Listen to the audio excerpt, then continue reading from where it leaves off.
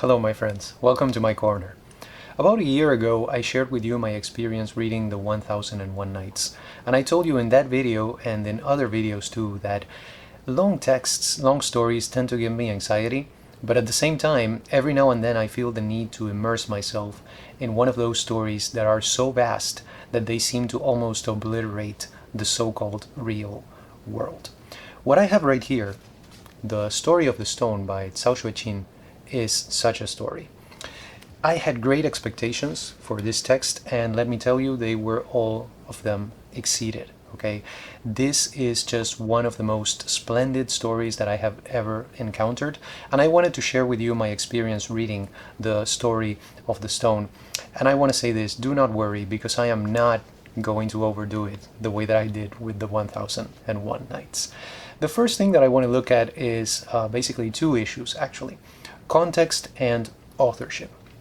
The Story of the Stone was published around the year 1760. So just to give you a little bit of context with that also, Tristram Shandy by Lawrence Sterne is from 1759, December of that year. So it's contemporaneous with The Story of the Stone. The Story of the Stone, regarding the title, okay, it is also known as The Dream of the Red Chamber or A Dream of Red Mansions, okay, Honglou Meng, which is the original title. And this red chamber, right, the red mansions, basically refers to the place where the daughters of rich men would live. So as the translator points out in his introduction, one way of thinking about this would be as a title like A Dream of Golden Girls, right? But you can see why the title doesn't function the same way in English, especially if we consider, when we say golden girls, the relationship that I at least have with that TV show. So that is not really a very good title. So I'm going to refer to this text as The Story of the Stone throughout this video. This is basically the most famous of the 4 classics, or the 6 classics, depending on who you ask, of Chinese literature. The others being, of course, The Journey to the West, The Story of the Three Kingdoms, and Water Margin, which is also known as Outlaws of the Marsh, or also as All Men Are Brothers. There are very different versions of this text, many of them, okay, and you can imagine, because it's quite a voluminous text that we have here, and none of them definitive, okay, so that's one thing to keep in mind. The author is Cao Xueqin, but he wrote 80 chapters of this book. The rest of the chapters are by an anonymous author who was close to Cao Xueqin, and they were also edited by a guy by the name of Goethe. We're going to talk a little bit more about that towards the end of this video when we look at those 2 final volumes. So I read this book in the Penguin edition, as you can tell.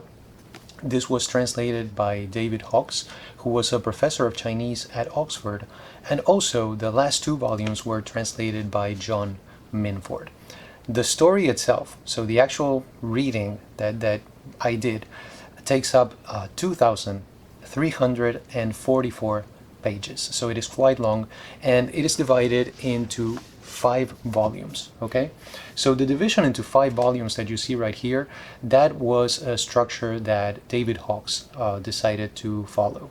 Originally, the novel would be divided into more volumes than that, because maybe one volume would cover 10 chapters. So you ended up with quite a voluminous, number of books. But that is the only time, or the only way in which David Hawkes has changed the structure of the book. In everything else, including the division into 120 chapters, he followed the original. In other words, what we have here, if we have 120 chapters, we have 80 chapters that were translated by David Hawkes, and then the remaining 40 chapters were translated by John Minford. The first part was the part that we know was written by Cao Xueqin, and the 40 chapters in the end are the ones by the anonymous author, and also edited by Goethe, who is given credit actually in the last 2 volumes of this edition by Penguin. So, are you ready for the connection? You know who was a big fan of The Story of the Stone? Of course, I'm talking about Jorge Luis Borges. And I wanted to take care of the Borges connection as an introduction to the book. We have 2 books by Borges in which he mentions The Story of the Stone, so I'm going to tell you about these 2. In the first one, which is one that I have shown you before, is Textos Cautivos, right? So a collection of his reviews, for the most part, that he wrote for the El Hogar magazine during the 1930s. And what he did here was that he reviewed a translation of the story of the stone into German by a certain Franz Kuhn. One of the reasons why this was an important translation, and apparently it is the one that Borges looked at and the one that he read, is because this was the first translation that featured the complete text of the story of the stone in a European language. Okay, so let me share some of the things that Borges says in his little review, because it's really quite brief. So he says, the first chapter tells the story of a stone of celestial origin destined to repair a hole in the sky, and which does not fulfill its divine mission. The second narrates that the hero has been born with a jade stone under his tongue. The third introduces us to the hero. I'm going to skip a little bit. After that, the novel continues in a rather irresponsible or insipid manner.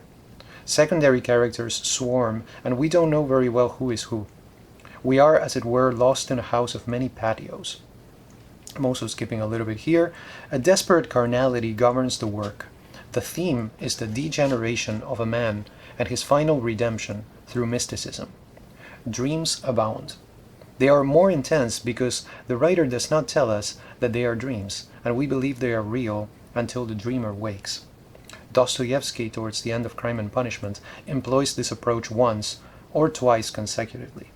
The fantastic abounds. Chinese literature does not know of quote-unquote fantastic novels because all of them, at some point, are just that. And this was written in November 19th of 1937. So I think Borges really speaks. I don't need to comment on that, but I do want to tell you that the other book in which Borges mentions the story of the stone is this one right here, his Libro de Sueños, so the Book of Dreams, because there are a couple of important dreams in the story of the stone that Borges refers or describes in this other book, and I'm going to tell you more about that as we approach those places in the text. So one question here would be, Jorge, the contents, okay, what is the story of the stone about? In a very small nutshell, the story of the stone is the story of the Jia family. Okay, it's very, very, brief, I know. There is a hero, okay, his name is Bao Yu, and he has been born with a jade under his mouth, and actually Bao Yu means precious jade, so the name is directly related to the plot element that we have here with this stone that he has under his tongue. He's about 13 years old when we meet him in the novel as we begin to read, and his conflict is primarily a romantic one. Okay, he is torn between two cousins. On the one hand, we have Bao Chai, whom Bao Yu associates primarily with beauty, and then on the other hand we have Da Yu, whom he sees as an incarnation of intelligence. So beauty or intelligence, which one are you going to choose? And throughout the novel, basically, we follow the fate of Bao Yu, but at the same time we meet an almost infinite number of secondary characters who are living in this household. This is a household that basically takes on life as we read and becomes just this amazing thing right there in front of our eyes as we continue to experience the story. Genre, okay, one of my favorite topics. Let's look at that. The story of the stone, as you can imagine, is many things, and as tends to be the case with novels that are this long, it is many types of novels also in the same place. But let me say this at the risk of stating the obvious, right? The story of the stone is a novel. Okay, and it's not a novel. This is a novel. Okay, it's not like Moby Dick or like War and Peace or any of those. This is really surprisingly, a novel in the traditional sense of the term. Now, what kind of novel is it? I would say that the story of the stone is primarily a novel of manners with elements of allegory and also elements of satire. Okay, that is how I would define it, but there are many other ways that you can look at it. And I think this is an excellent novel because it is a great example of the realist novel, so realism, but sprinkled with elements of what we call fantasy or with the marvelous. So it really has a lot going for it. I would personally not speak of magic realism in this case, but I can imagine that many would, and I would totally see what they mean if they say that there are elements of magical realism in the story of the stone. And I want to say something about structure also. I talked about the structure before in terms of the division into 5 volumes, but I want to look at the structure of the chapters. Here's one thing that you're going to see as you read the story of the stone.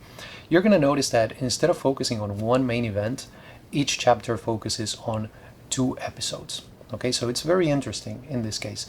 This is because as a narrative, right, as a device, the author, what he does is to basically end every chapter with a cliffhanger so that you continue to read the other one. So the following chapter gives you the conclusion of the last episode of the previous one and also begins with a new episode. Sometimes this is not really, very important because the author will, or the narrator will take care of that previous episode in the first paragraph. He'll say something like, oh, and by the way, that episode ended this and this way, right? And that's it. And he moves on to the next one. But as a device, it really works because it keeps you turning the pages because you want to find out what happened, right? It leaves you like unsatisfied, if you will, as a reader, so that you will continue to read. This is an episodic novel that has one solid unifying thread, which is Bao Yu's story. There are many stories in the story of the stone, but that thread is always present, and that's what keeps us interested. So now that we know a little bit more about what we're talking about and what we're dealing with, let's look at some highlights from each one of the volumes of the story of the stone. So let's see what we have here. The first volume, just this one right here, is titled The Golden Days. And listen to the beginning of the story. Basically what we have here is this. The goddess Nu Wa wanted to repair a hole in the sky. So she basically molded 36,501 stones in order to repair that hole. Okay, that is a fantastic magic realist device right there. The details. Okay, when you're narrating something that is so totally outrageous, so preposterous that nobody would believe it, but you provide such details that they make what you're saying believable. At one point, I don't know where, Garcia Marquez talks about this. He says, if I tell you I saw elephants flying in the sky, that is one thing. But if I say, oh, I saw 123 blue elephants flying across the sky, that is completely different. The details make it more believable. So that's one of the reasons why maybe some people would see magic realism in the story of the stone. But anyway, let's go back to these 36,501 stones. She uses 36,500. So there's one stone right there that is left unused. And this stone has magical powers. Okay, one of the powers that it has is that it can change its appearance. And it is this stone actually that is reincarnated, or I guess in this case we would have to say reinstonated into that piece of jade that is found under Bao Yu's tongue when he is born. So volume 1, what it does is basically to place us in the Jia household, okay, which is also known as the Rongguo house. There are 2 houses in the story of the stone. Both of them belong to the same family, but we spend the vast majority of the time at the Rongguo house. The other one is the Ningguo house, which I'm going to mention also towards the end of this video because it becomes important at that point. This, the Jia family, is obviously a rich and prosperous family. You'll be able to tell because of the beautiful and detailed descriptions of furniture, of the clothes that they wear, of the rooms in which they live, and all of that. And in the course of the novel, what's going to happen is that we're going to meet most of the people who live in this household, both the masters and the servants. The focus, of course, is going to be on Bao Yu and his love triangle, his relationship with Bao Chai and with Dai Yu, and also with some of the maids. Bao Yu, okay, what is he like? What kind of character is he? I would describe him as self-indulgent, maybe a little bit concupiscent, expressive. I would say he's a little bit spoiled also. He has a tendency towards melancholy, but overall he is a good guy. One of the strengths of this novel is that it really gives us a good hero that is at the same time believable. He's not perfect by any means, but he's good. And the Jia family are very good people. Okay, one of the things that they take pride in is that they treat their servants well. So we have good characters right here, a good setting also. Something that you're going to find in volume 1 that is not present in other volumes is that we have a very strong fantastic element. For example, I want to highlight 2 chapters right here that include this fantastic element. The first one is chapter 5. And in this one, Bao Yu meets the fairy named Disenchantment. And he travels to the land of illusion with her, where he is initiated into the pleasures of the flesh. So that's one example. And another chapter that stood out to me is chapter 12, in which another character gets in trouble when he looks at the wrong side of a mirror. So he is told, do not look at the side in which you are reflected, just look at the back side. And of course, as in any folktale, when somebody is told, do not do this, of course they do it, right? And he gets into trouble because of that. This is one of the 2 episodes that Borges mentions in his Libro de Sueños, the mirror episode of chapter 12 of the first part of the novel. Other than that, there are basically 2 major events that we find in this volume 1.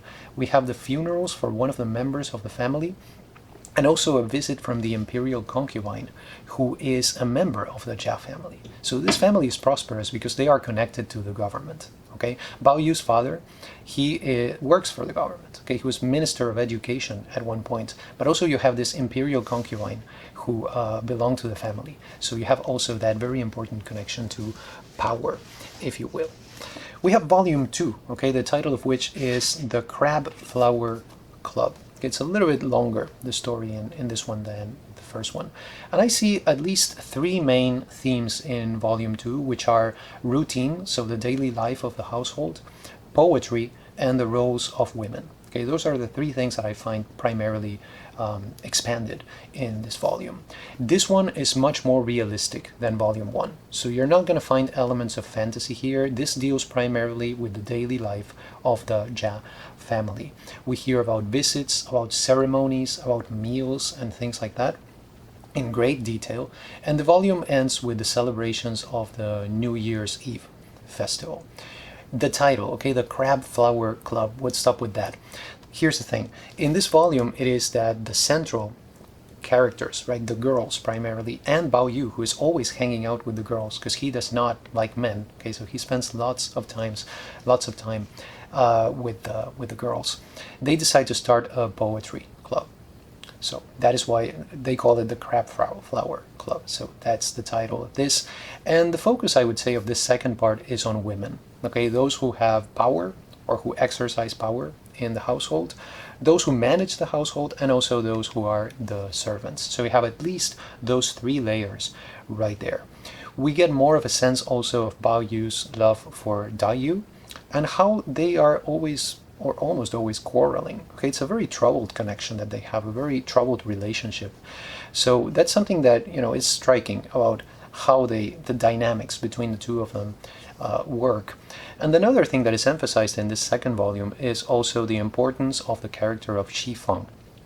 I did not mention her before, but in the first volume, Xi Feng is made the manager or the manageress of the Jia household. So she exercises quite a bit of power right there, and we get a sense of that in this volume too. I would say that there are 2 superimposed plots in the story of the stone. On the one hand, this is definitely the story of the masters of the Jia household, but it is also the story of the servants.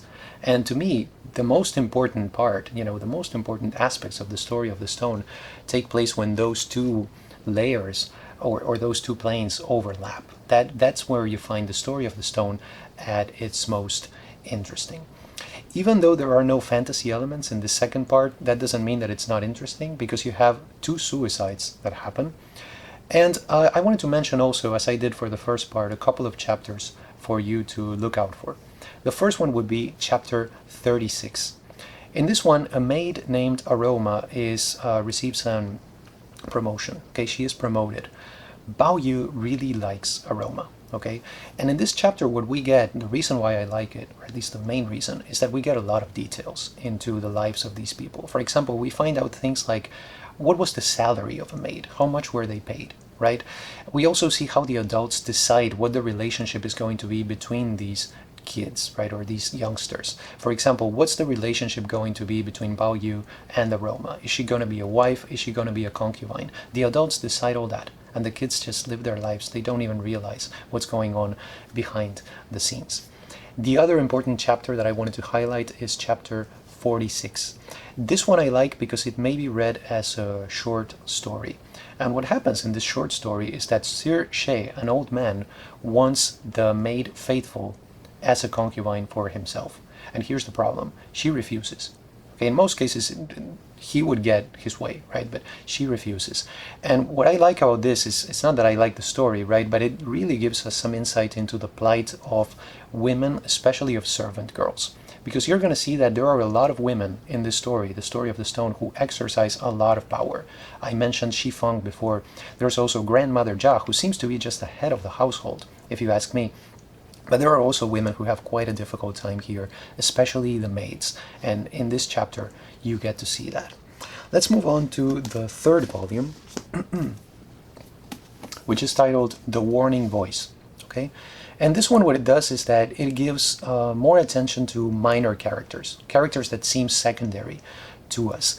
I call personally this volume the volume of changes, okay, the part of changes, or the book of changes, to steal that title from the I Ching, if you let me do that. And the first important thing that happens is that in this volume, Shi Feng begins to experience some difficulties. And because of that, there are two other characters, Li Wan and Tan Chung, who take over some of her duties. And this, as you can imagine, has some effects, okay? Shi Feng was rather despotic.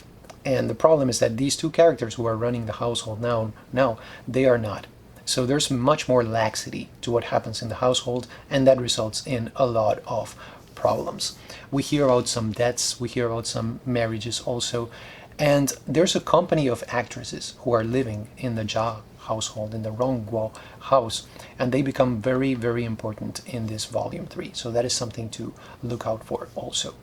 There are more celebrations. Okay, we hear about Bao Yu's birthday. We hear about Grandmother Jia's 80th birthday, which is quite a celebration. We have funerals, we have festivals, and we get a lot of details about these events. Okay, now very interestingly, at the midpoint of this volume, which would also be the midpoint of the story of the stone as a whole, we get the story of the marriages of two girls, Erjie and Sanjie. And here's what happens. Jia Lian, who is Shi Feng's husband, wants to marry this girl, Erjie. Of course, he does not tell his wife. And the problem is that this happens during a period of national and personal mourning. So that is an absolute no-no. Okay, you don't get married, especially if you already have a wife, during a time of national and personal mourning. So if you look at chapters 64 to 69, which are about the marriages of these two girls, they could be read as a short novel. I'm not going to say a novella because it doesn't really have the structure of a novella, but it could really be read as a short novel.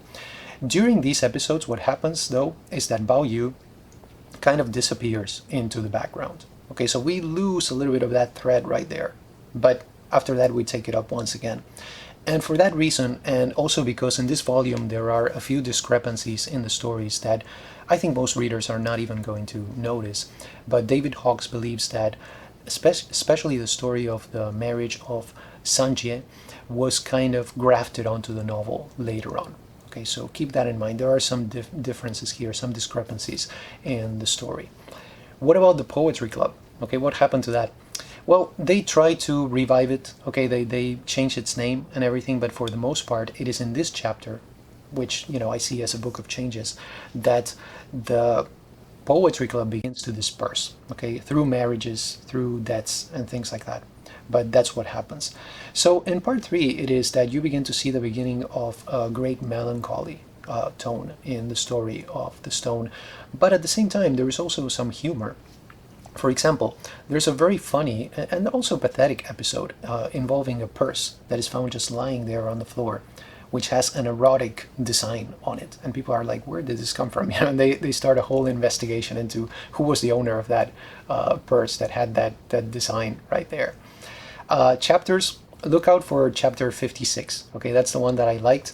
Borges included this one also in his Libro de Sueños, or Book of Dreams. And in this one, Bao Yu learns that he may have a doppelganger. So that's one of the many reasons why I like it, because I am obsessed with this concept of the doppelganger.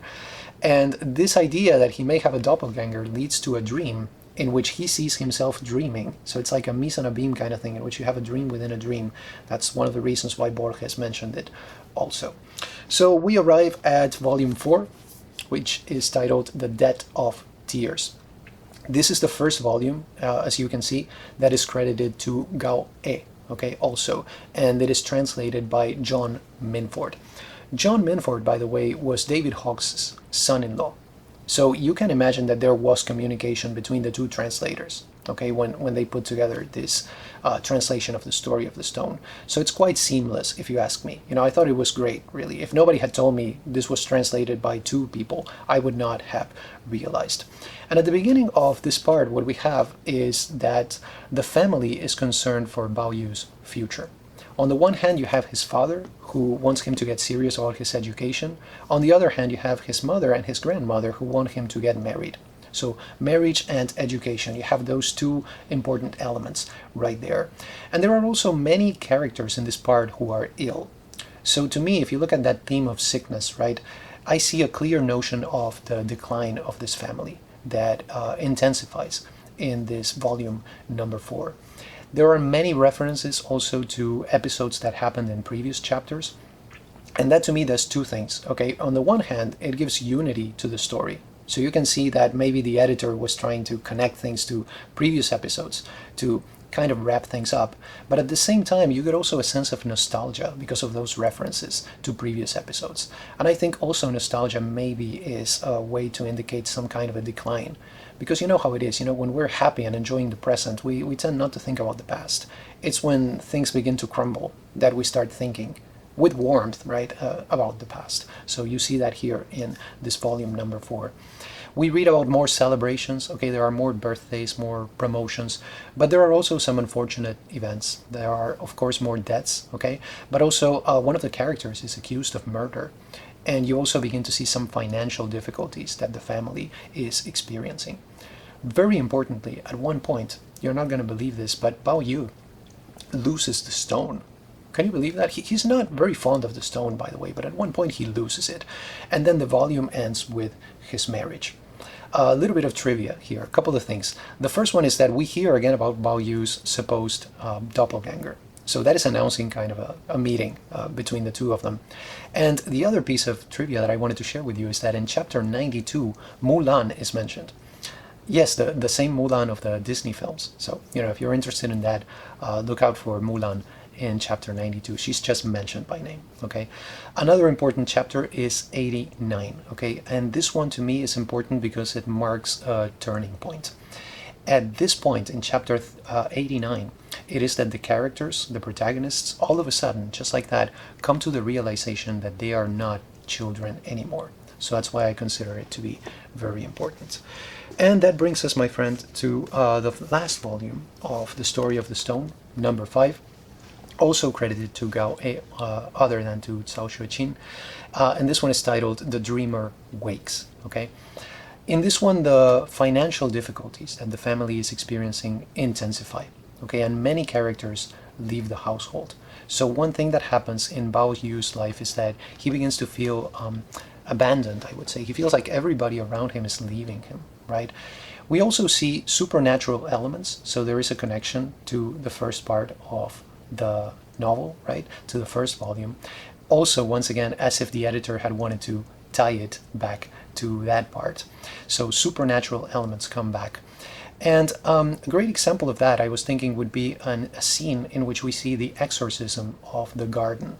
Okay, the garden, after many years, just falls into disuse. It has been neglected, and the characters think that this garden is haunted. So they call some people to do an exorcism, and you see some supernatural elements because of that.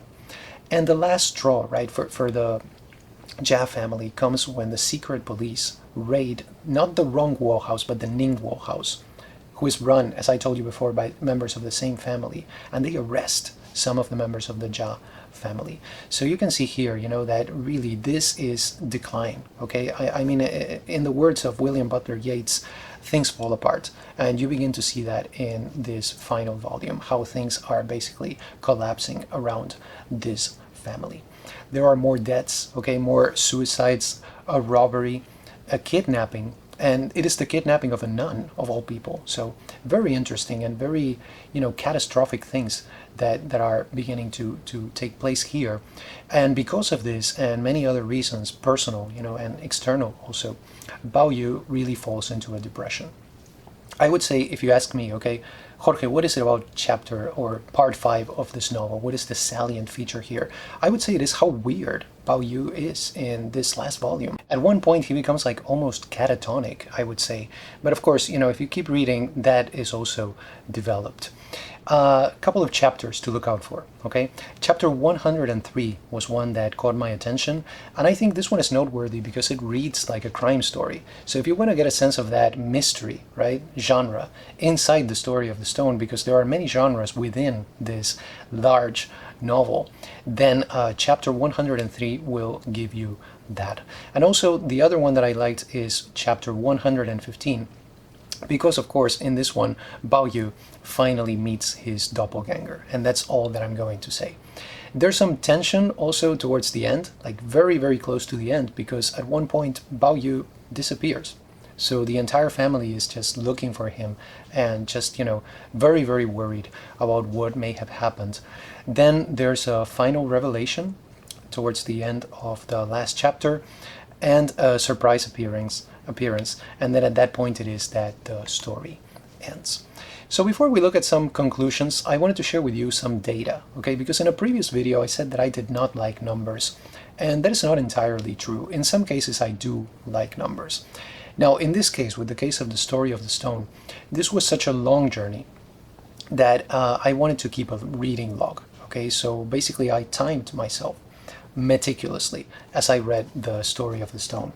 So I began to read this novel on June 27th, and I finished it in July 24. So we are looking at exactly 28 days. I read the story of the stone through a period of 28 days.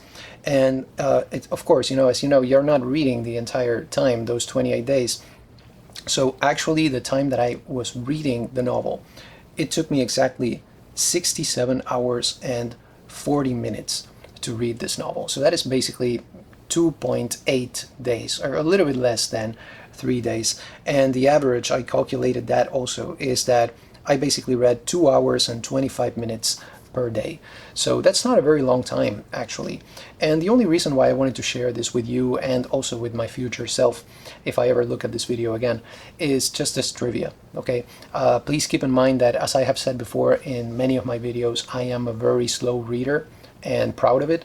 I actually was quite surprised and quite proud of myself too, I'll say that I was able to finish this in less than a month. I was not expecting that at all. That was not my experience with the 1001 Nights, as you know, because I basically dedicated the entire last summer to that book. But this is different, right? Because here you don't have a lot of stories the way that you do with the 1001 Nights, but you have one thread, to follow. So that's one of the reasons I think why I was able to read it the way that I did. So I just wanted to share those numbers with you.